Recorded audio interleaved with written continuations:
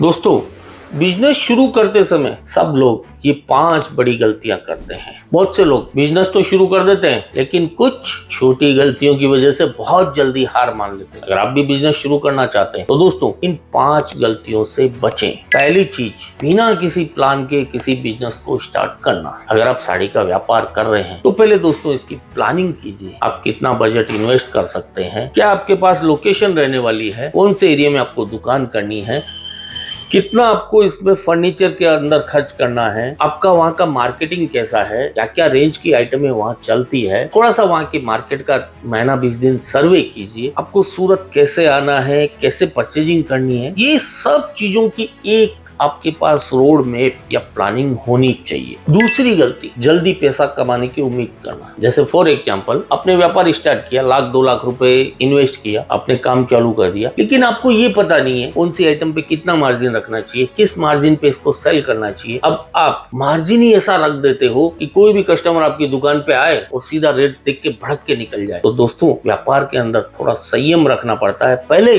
Starting में एक limited margin पे काम कीजिए। प्रिंट का आइटम है तो उस पे उस हिसाब से मार्जिन रखिए, वर्क का है तो उस हिसाब से मार्जिन रखिए। एक मार्जिन का गाइडेंस आपके पास होना चाहिए। पहले कोशिश कीजिए 2, 4, 6 महीने अपने एरिया में अपनी गुडविल बनाने की। आपकी जब पकड़ हो जाएगी, गुडविल बन जाएगी, तो फिर पैसा कमाने में टाइम नहीं लगेगा। तीसरी गलती, ग्राहकों से अच्छा व्यवहार नहीं करना। जैसे ही थोड़ी बहुत 2, 4, 6 महीने में आपकी दुकानदारी सेट हुई, आपके मन में थोड़ा सा ईगो आ जाता है, अहंकार आ जाता है। कोई भी ग्राहक आ रहा है, आप उसे अच्छे तरीके से बात नहीं कर रहे। अब आप रिटेल का काउंटर लेके बैठे हैं, किसी ग्राहक ने किसी प्रोडक्ट के बारे में आपसे 4 बार पूछ लिया तो आपका नाक पे गुस्सा चढ़ जाता है। तो ये सब चीजें नहीं होनी चाहिए। ये कपड़े के व्यापार में आप जितना विनम्र रहोगे, जितना सहनशीलता आप रखोगे, जितना आप अपने कस्टमर को अच्छे से डील करोगे, उतना ही आगे बढ़ते जाओगे। कपड़े के व्यापार में व्यवहार सबसे इम्पोर्टेंट पॉइंट है। चौथी बात, नई चीजें सीखने से डरना। भैया, हमेशा वही पुराना ट्रेंड, पुराना ओल्ड सिस्टम लेके बैठे रहोगे, नहीं चलेगा। समय के साथ आपको अपनी दुकानदारी में चेंजेस करना पड़ेगा। समय के अनुसार आपको अपनी दुकानदारी बदलनी पड़ेगी। आजकल डिजिटल का जमाना है, तो आप भी डिजिटल प्लेटफॉर्म पे आइए। फेसबुक पे है, इंस्टा पे है, अपने अकाउंट्स बनाइए। जिससे हम डेली अपलोड करते हैं, वैसे अपने प्रोडक्ट की कुछ रीलें हैं, कुछ वीडियो है, डेली अपडेट कीजिए। जो आपको फॉलो कर रहे हैं वो वापस रिप्लाई कीजिए। कुछ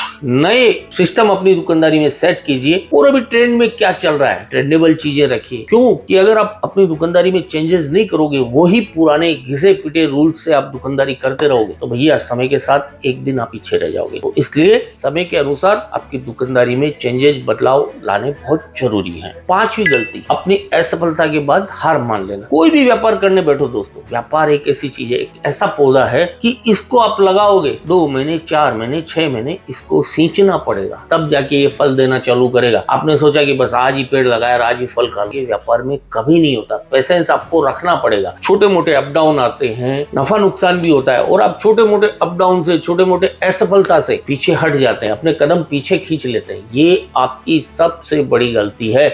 व्यापार करने निकले हो तो दोस्तों एक जुनून के साथ इस काम को करो। एक जुनून होना चाहिए, और जो आदमी जुनून के साथ व्यापार में उतरता है उसे समय जरूर लगता है, लेकिन आखिर में उसे सफलता जरूर मिलती है। तो व्यापार का दूसरा नाम ही धैर्य है। जितना आप धैर्य रखोगे, जितना इसमें पेशेंस रखोगे, उतना ही आप आगे बढ़ोगे। तो छोटी मोटी असफलताओं से कभी दोस्तों मत डरिए, लगे रहिए, डटे रहिए, और जब तक मार्केट में आप डटे रहेंगे, सफलता एक दिन जरूर न जरूर आपके कदम चूमेगी।